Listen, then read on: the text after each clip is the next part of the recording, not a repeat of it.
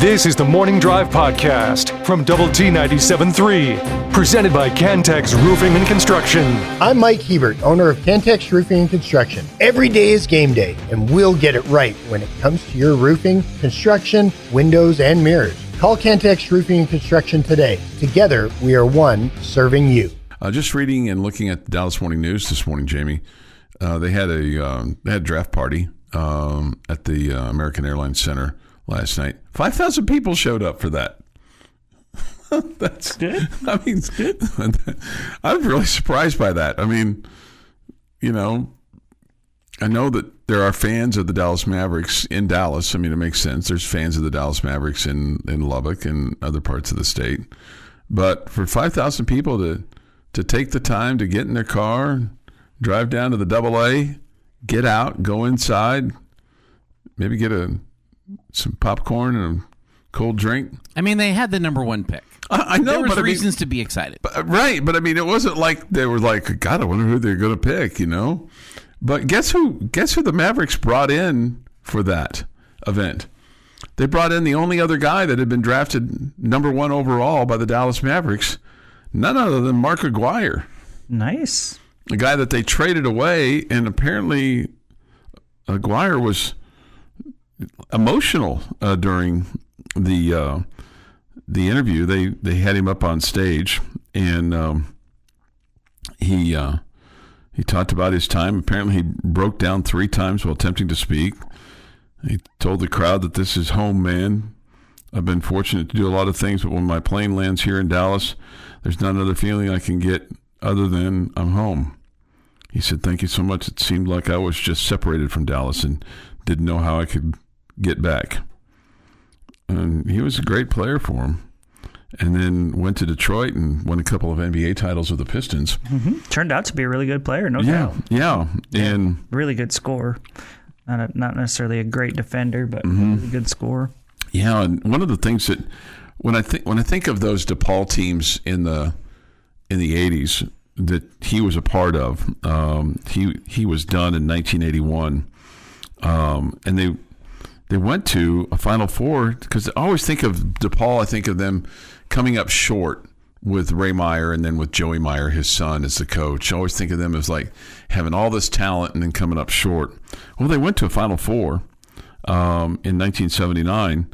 The problem for them when they got to the Final Four, they lost to Indiana State and Larry Bird, and then they played obviously Michigan State, and Michigan State won the title with Magic. So that's a pretty good. 3 guys there in that Final Four. Sure. You got McGuire and Bird and Magic. Anyway, that's what I always think of. I think of DePaul having, at one point in time, all the Chicago talent and then just coming up a little bit short. And Ray Meyer, they won a ton of games. A ton of games. Really good program back in the day. No question about it. So anyway, I thought that was kind of cool that they brought him back and had him be a part of things, and you think about some of those Maverick teams there in the 80s, you just go, and the 90s, how talented they were and how full of talent they were, and short on kind of success. And some of that was the whole Roy Tarpley stuff and his inability to stay clean, and just multiple problems, and as a result, just didn't pay off for them. So anyway, I thought that was kind of interesting about that. 3 Big 12 players picked in the first round. Baylor's VJ Edgecombe, 3rd overall by the Philadelphia 76ers. BYU's Edgar Demon, picked by the Brooklyn Nets, 8th overall. And Carter Bryant from Arizona, taken 14th overall by the San Antonio Spurs. Do you think a year from now we're talking about JT Toppin being picked in the first round? Possibly. Yeah, I would think that he's got a chance for that. Yeah. Yeah. I wonder if there's somebody else. Could Christian Anderson ever be a guy like that? Be a first round pick? He looks like a guy who's just kind of tip of the iceberg. He's just scratching the surface of how good he can be. Yeah, I think they're obviously really, really happy with him and what he can do for do for the Red Raiders. I mean, it's great to have him back. Christian Anderson is competing in this 2025 FIBA Under-19 Basketball World Cup. He will play for Germany. Texas Tech coach Grant McCaslin is an assistant coach with Team USA. This Under-19 World Cup starts this weekend, goes from June 28th to July 5th. It's a 16-team event. Germany will open up tournament play Saturday morning at 7:30 our time against Slovenia. Okay, I have no idea what the breakdown is on Slovenia. You know, if they've got a dynamic point guard or shooting guard or big man inside, big fella, you know, dump it in. And then the U.S. team takes on Australia at 10:15 on Saturday morning. So that's just a little bit of what's coming up. The Lady Raiders will be traveling to Germany to play overseas in July, mid to late July.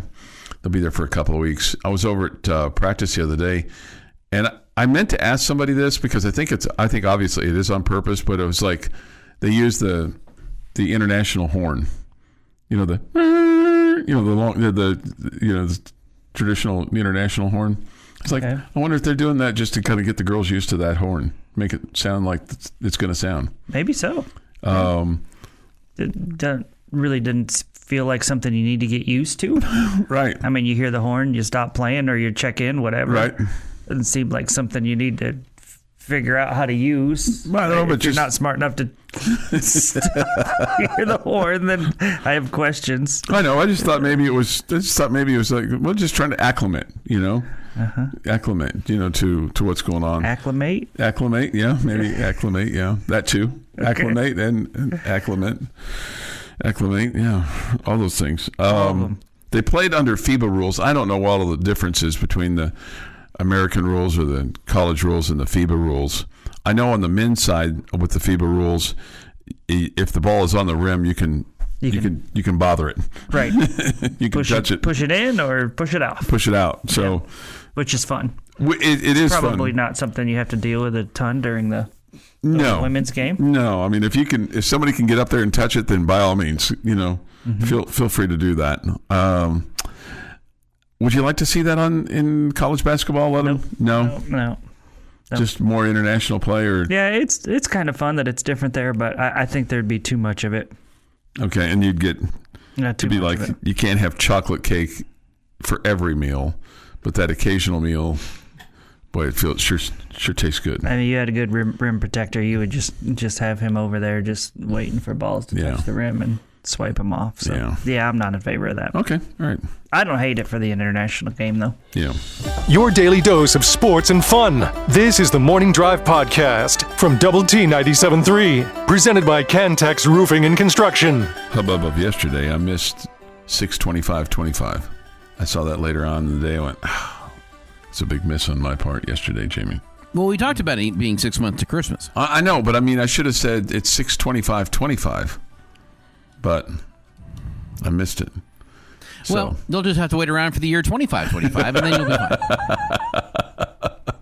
1944, Yankees, Dodgers, and Giants play a unique 6-inning game for war bonds, each playing successive innings.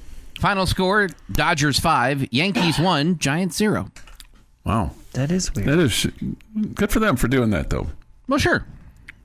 Doing their part for the war effort? Right. Absolutely. Mm-hmm. And, kind of an interesting way to get all three New York teams to do something for the city. Yeah.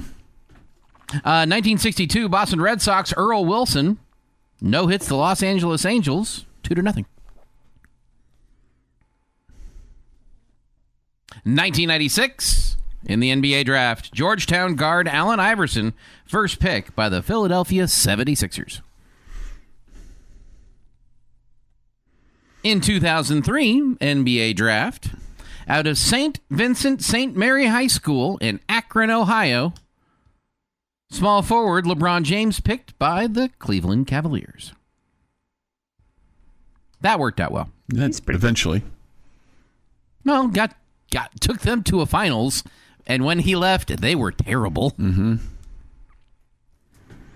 And in 2016, former Red Raider Josh Tomlin outduels Justin Verlander, going 8 innings, giving up 3 runs on 6 hits, while striking out 3 in a 9-3 Indians win over the Tigers. How about that? It is National Chocolate Pudding Day. I like chocolate pudding. I like chocolate pudding. You put a little whipped cream on it, or just put some milk on top of it, and it's really good. Or chocolate chips. I mean, we can do a lot with chocolate pudding. Chocolate pudding, you're starting with a good base with the chocolate pudding. You are. You can't mess it up. You can. Unless you put nuts in it. You could mess it up. Gravy, I don't think would go well with pudding. Probably not. Happy birthday, former Red Raider football player Jace Amaro turns 33 today. Some guy named Derek Jeter, 51 today. 51. Yeah. Ariana Grande is 32. Aubrey Plaza is 41. Shannon Sharp, 57. Chris O'Donnell, 55. Michael Vick, 44. Chris Isaac, 69. And Chad Pennington is 49. It feels like Michael Vick should be older than 44. Maybe. His name has obviously been in the news for, most of his adult life, from college to NFL to unfortunate to, trying to get himself back into good stead to now being a football coach. In 1974, on this day in history, at a supermarket in Troy, Ohio, a pack of Wrigley's Juicy Fruit Chewing Gum becomes the very first grocery store item scanned with a Universal Product Code, or UPC.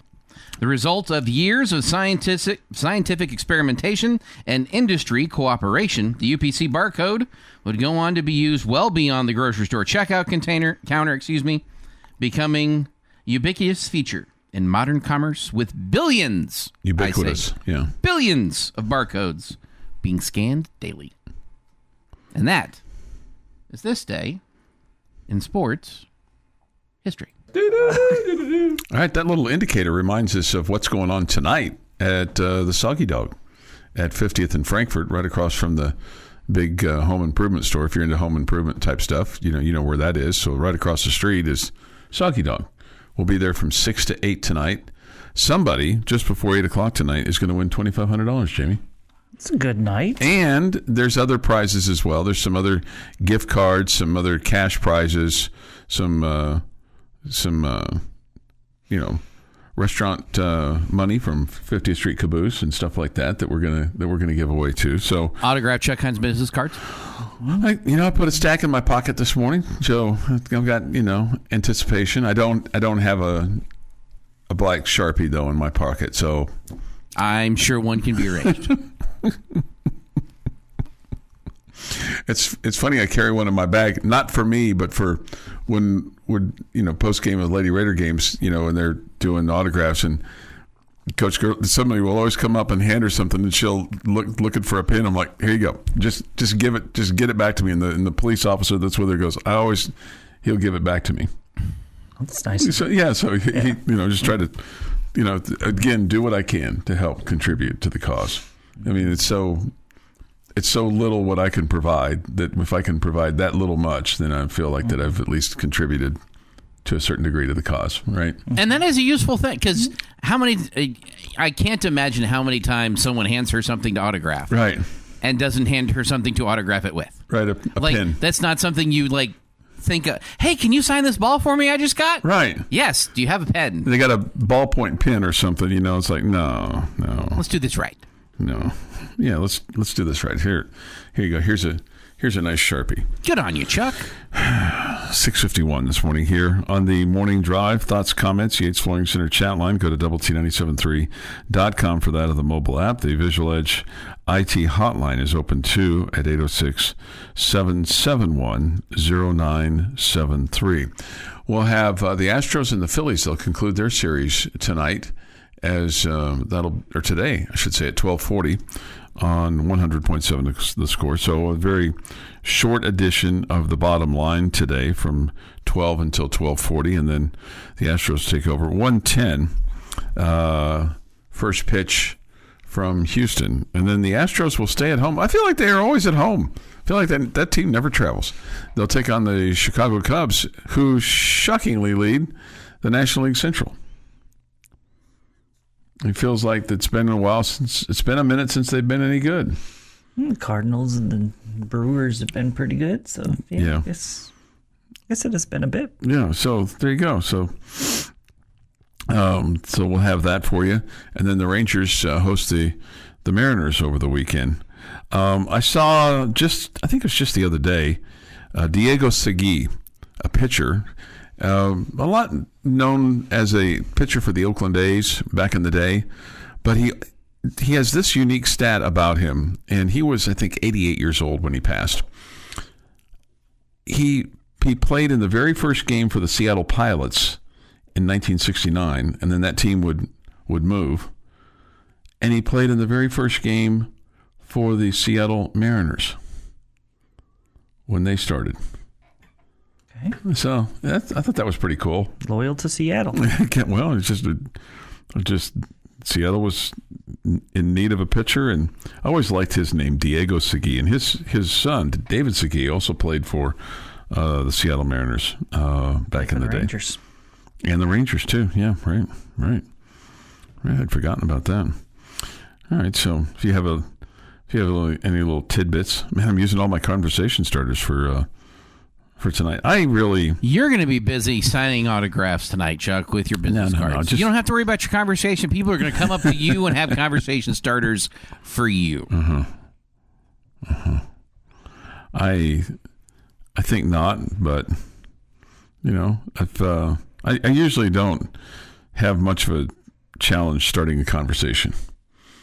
Doesn't seem like that'd be a problem for you. I mean, of all the things that I struggle with, which there's plenty of things that I struggle with, that's not necessarily one of them where I struggle with starting a conversation.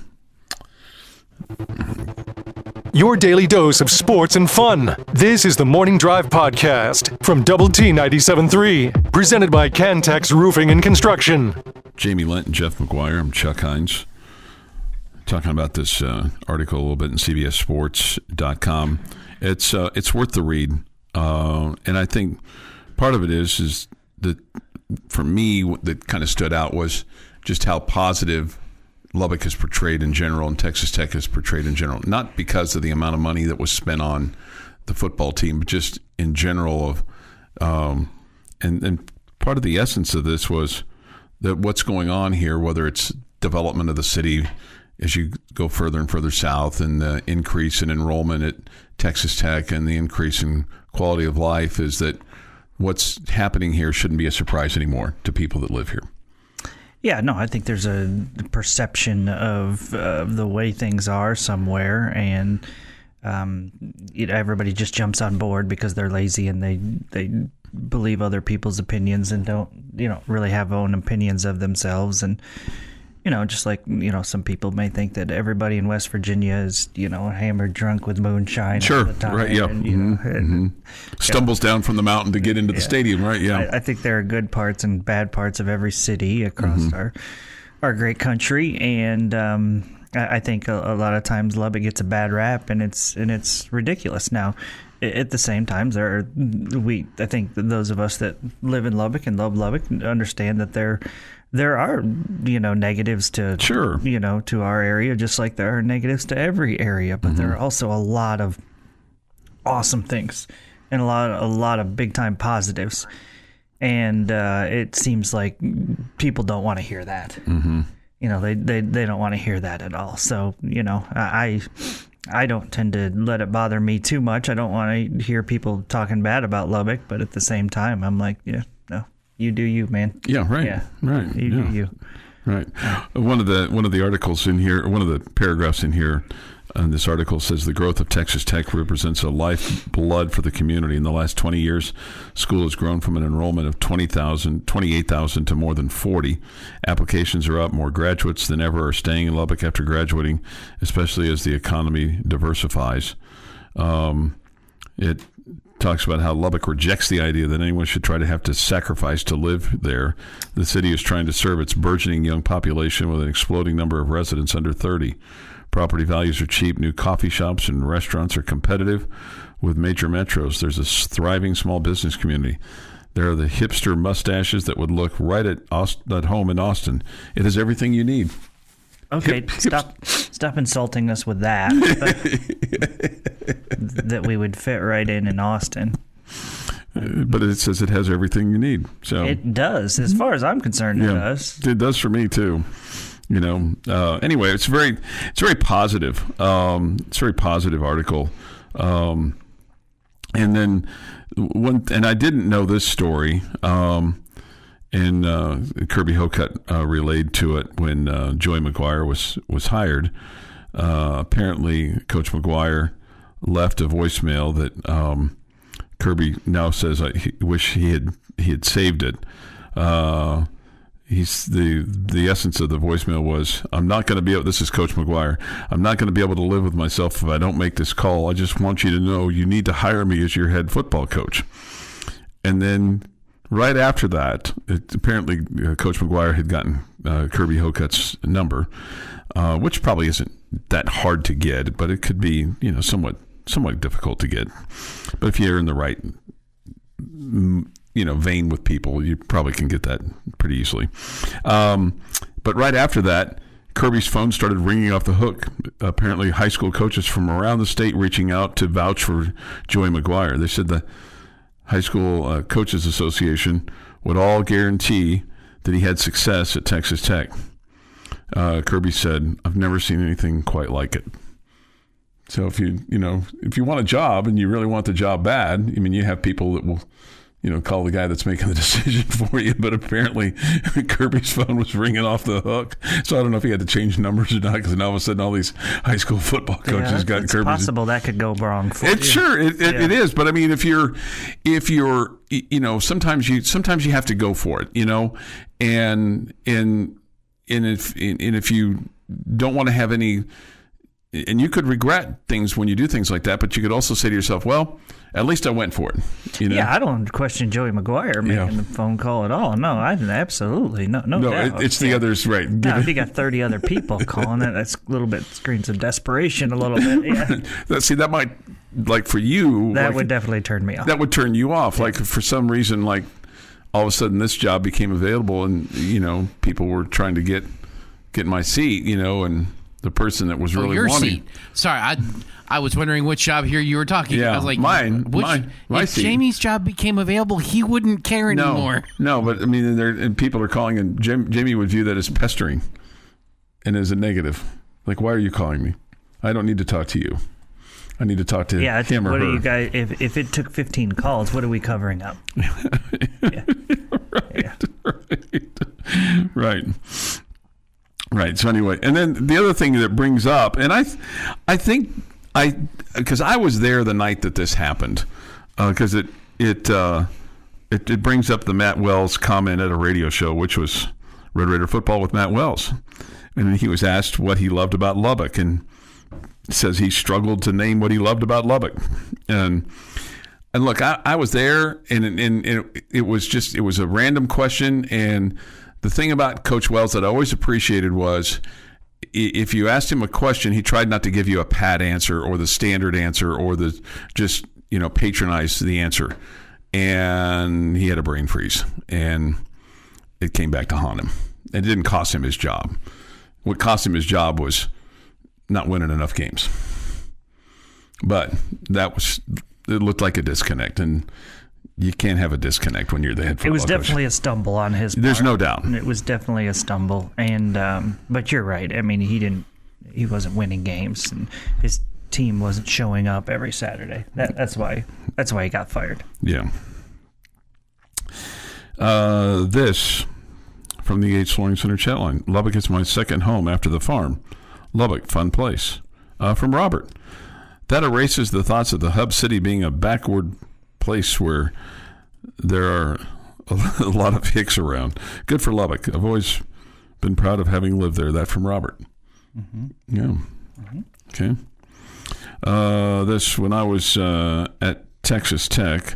The campus was on the top 10 for the ugliest college campuses, mainly because the Spanish architecture buildings next to drab portable classroom buildings. Of course, that was almost 45 years ago, class of 81. Yeah, it's changed quite a bit. Yeah, I'm a big fan of the Spanish architecture. Yeah, I'm too. I'm glad I think it looks awesome. We've stuck with it, and it ties together. Yeah. I can't imagine Tech ever being in the top 10 ugliest campuses. Ever. Like, from the second when I got here in 97, I was like, wow, this looks really well done. Say it probably is number one. Mm-hmm. Oh, no, but like the actual campus itself, not the weather around it. There's weather everywhere. And anybody who says otherwise is lying to you or trying to sell you something. Right. But like the campus itself, everything just kind of flows together. And the look of the building. They've done a really good job. Yeah. It's a beautiful campus. Yeah, the entry point there at Broadway and University is outstanding. Yeah. But we fully realize that every single person is going to say that about their school. Sure, right? absolutely. This was when I first didn't even know it was my school yet. Yeah. This punting on third down got him fired. Wells overthought that question. Onside kick giving Texas game away. There's a When did we punt on third down? I thought we kicked on second down. I don't know. I can't remember. I'd have to go back and look. I think it was the field goal, not punt. I think it was more the field goal. Yeah. Yeah, I don't think it was a punt. Yeah. It's field goal. Well, let's not let the facts get in the way of a good story. Facts a little bit more accurate there. Yeah. And then, having a lead at home against K-State and then not scoring in the second half, that was the old final straw that broke the old camel's back. 7:25. The Jamie question of the day is next. I don't know if it's Jamie or someone not named Jamie. I just know it's not me. I ask a lot of questions. I ask enough questions. We don't need any more questions from me. But we need one from Jamie. The Morning Drive podcast from Double T 97.3 is presented by Cantex Roofing and Construction. Jamie's question of the day on Double T 97.3 is brought to you by Connecticut of West Texas. All right, I'm a little bit scared of this question. Oh, boy. I try to make these as simple as I can for you guys. I appreciate that. But this one's a little bit more. It's going to challenge the old brain a little bit? I don't know. There's two parts. It's two parts. Okay. So make sure going for his 2 parts? I see how it goes. Okay. No, I was thinking about that going, well, at least it's just 2. Yours was 3 yesterday. Mine was easy, too. Okay, so the 2 questions are, and they can be the same answer. Mm-hmm. Or they can be completely different. Okay. And these are wide open. Okay? Wide open to answer anything you want. I'll try to just have one answer. You can make it 100% about you. Okay. I'm telling you that's allowed, Chuck. Okay? All right. Question number 1. Mm-hmm. What are you the most excited about for this upcoming Texas Tech football season? Most excited about for the season? Mm-hmm. Question number 2. What are you the most interested in seeing? Interested, not excited. Interested in seeing in game 1.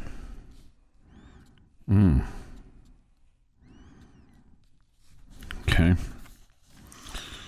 What am I most excited about? I'm most excited about the fact that I think for the first time, I think ever, and certainly since the 2008 season, but I think the first time ever, you have a bona fide chance and a legitimate chance and a educated chance to win a Big 12 championship.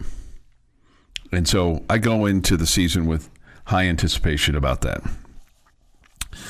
What I'm interested in seeing in game 1, if you'd asked me this last year, I would have said, oh, man, I'm really curious to see the south end zone.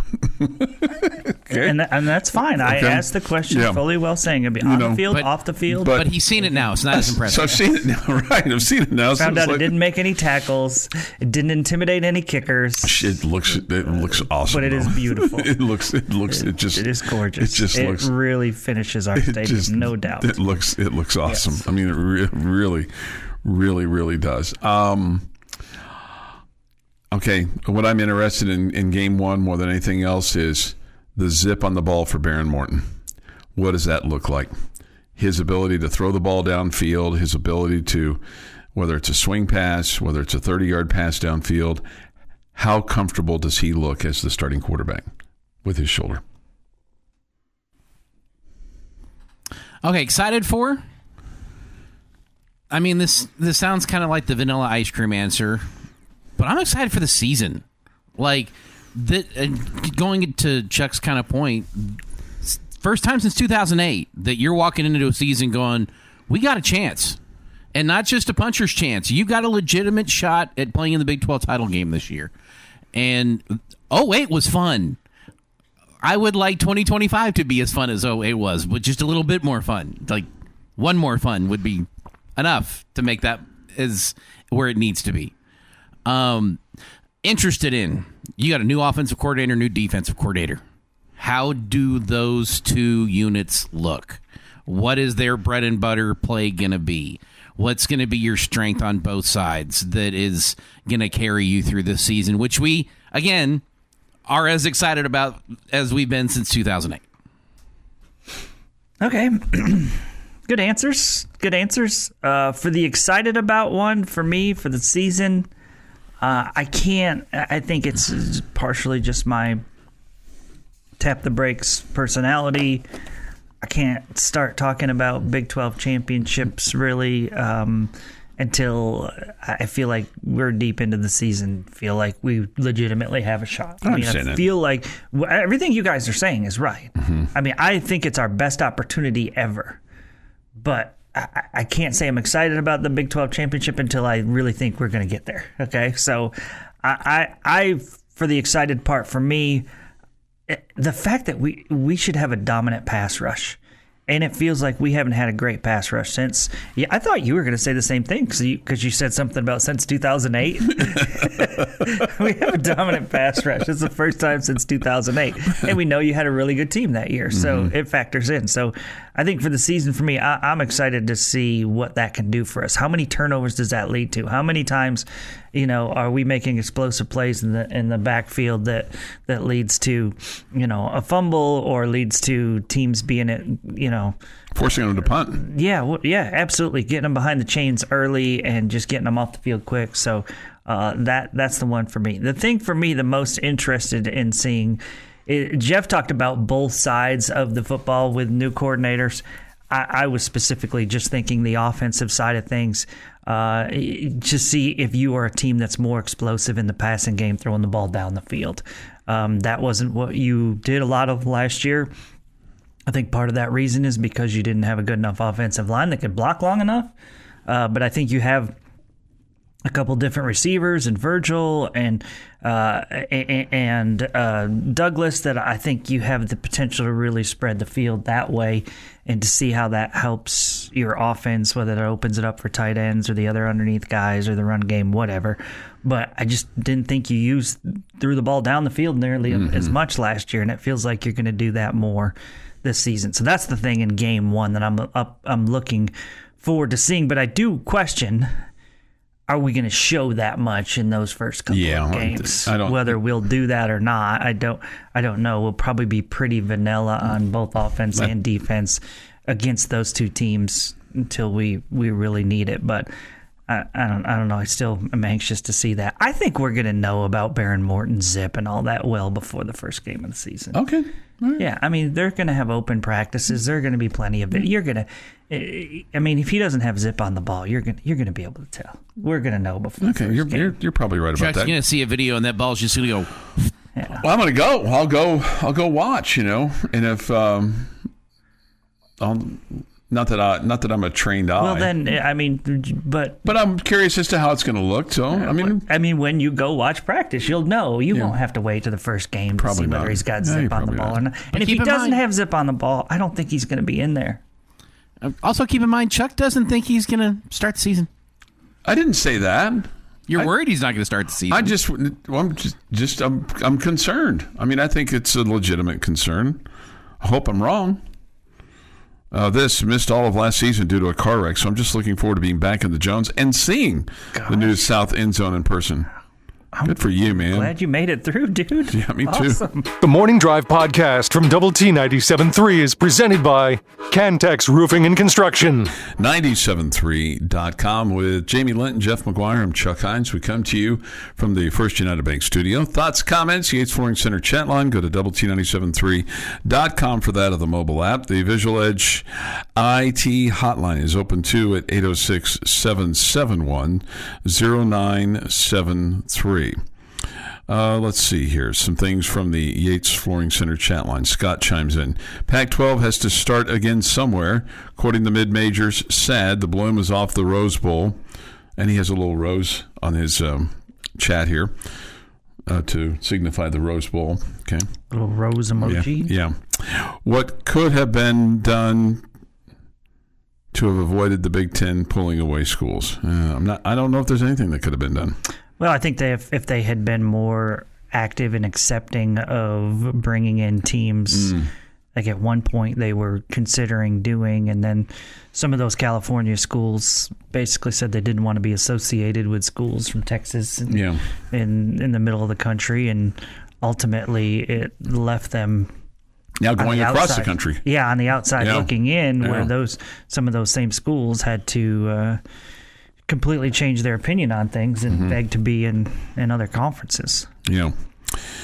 With regard to camera crew following me around, camera crew would have to shut down after lunch on Friday, or the bosses would find out that Chuck's meetings across town is actually Chuck cleaning his pool in all his glory. Might happen from time to time. You guys, come on. We're better than this. Chuck doesn't clean his own pool. He writes a check and makes that problem go away. I take care of it. I take care of it myself. Yeah, I think Chuck enjoys cleaning the pool. Yeah, I do. I think most people that have a pool like doing it. Yeah, you gotta like. It's therapeutic. It is therapeutic. Like mowing your lawn. Yeah, which I do that too. Am I in the rain? Only one who believes that one of the biggest wastes of TV airtime are the various pro draft shows? Syntax Hank. I really don't love any of them. I used to love the NBA draft, but I'll watch the NFL draft a little bit more, or a little bit now. But more than anything, to me, it's about, am I interested in the players that are getting drafted? Sure. And so if there are Red Raiders that are near the top, like when Tyree Wilson was in there a couple of years ago, I was all in on watching the first round of that draft, seeing where he went. But if there's not Red Raiders in, it doesn't really pull me in that much. Again, last year's draft got interest because of the Shedeur Sanders drama with him slipping. That became interesting. It still didn't make me sit down and watch it. And see, I was all in on watching that. I watched the first round, which is all about the suits and kind of that kind of stuff and the storylines, and then. The second round, I'm just interested. In the third round, it's like, okay, I'm going to sit here until Shedeur Sanders gets drafted. Oh, boy. It's a long weekend for you. It was a long weekend, right. A lucky lady got trapped into it as well. She was captivated by the drama. How many bags of Cheetos did you go through? Not enough. There's never enough. The correct number of bags of Cheetos is N+1, where the number is the current number you have. I like drafts. I do. It's the culmination of both sports worlds that we live in coming together for one night. It's celebrating the college athletes that are getting drafted to your professional teams that you watch on the next level, and it's who your team is going to be drafting and finding out about new players that you may have missed. I'm not saying I was locked into the NBA draft, but as a draft in general, there's a lot there that sports fans can get behind showing. Yeah. That I think they do a pretty good job of demonstrating when they're showing when they do the background stories a little bit, when they do the analysis of what these guys do. Like, there's fun information in there and good information in there that those guys put on a good show for. So I'm for televising the drafts. Yeah, and I like seeing, like, when they were a little kid, and they have this dream, and then their dream gets visualized, because there's a lot of young kids that parents or grandparents have those videos of a kid doing something, and then 15 years later or 20 years later they're doing something like for whatever reason at one of his first gymnastics little kind of events, the little phenom they give, all the kids a medal and they put them on a medal stand and things like that. Well, I guess he's watched the Olympics enough, even as a 5-year-old, to know that when you get a medal, you put it in your mouth and you kind of, you have that little, grin, with taking a little bite out of the medal. So he's doing that on the podium. I'm like, okay, well, if you ever get to the Olympics, and I'm going to have that picture, and I'm going to send it to ABC Sports or NBC or whomever, and go, as a young man, the little Phenom did this, and now here he is getting the gold medal. Can hardly wait. I'm glad that there was no video of you and I in our childhood talking about our dreams, Chuck. See, I always wanted to be I wanted to be the guy that called Game 7 of the World Series more so than winning Game 6, because I understood my limitations at a pretty young age. Well, that I was never going to be the star athlete. I just wanted to be the star talker. I would have hit my dream, but that Derek Jeter guy took my spot. He took your spot. So, I was well on my way to making that happen. But I know that. He got in the way. This Sans Gonzaga, Texas State might win the new state conference. I doubt they would play in the national championship. Well, you never know. They get 72 teams, You never know. This, I hope Chatline David Collier takes you guys on this amazing opportunity he has received. And this person, I think on purpose, misspelled the word received to see if I would catch it. So I appreciate the gesture there. Listener right there. Yeah, no doubt. Only time I get interested in or watch any of those draft shows is if there's a player I'm interested in seeing get drafted. Yeah, right, sure. Yeah. Well, we all know Chuck's favorite part of sports is people talking about sports. Draft days are appointment television for him, much like Chuck loves Selection Sunday, probably more than the first weekend of the tournament. Yeah. There's a lot of truths in that there, Mr. Heinz. So, I don't know. There's some of that. So I appreciate all the thoughts and comments on the Yates Flooring Center chat line. You can. Yeah, it became very active all of a sudden. It did. Yeah. Started talking gibberish and everybody understood it. Started popping. As the kids would say. Bullfighter has a conversation starter for us. We'll get to that next. Also, already, Cooper Flagg has a pizza being designed for him in the Metroplex. I'll give you the ingredients and you can tell me if you would eat it. I'm going to say I don't think that you or I would, but I'll bet you Jeff would try it. Okay? We'll get to that this morning here. Okay. I mean, that's a pretty thick branch you're stepping on. I like pizza. Yes. This has been the Morning Drive Podcast, presented by Cantex Roofing and Construction. Check out our library of Double T 97.3 podcasts at doublet97.3.com.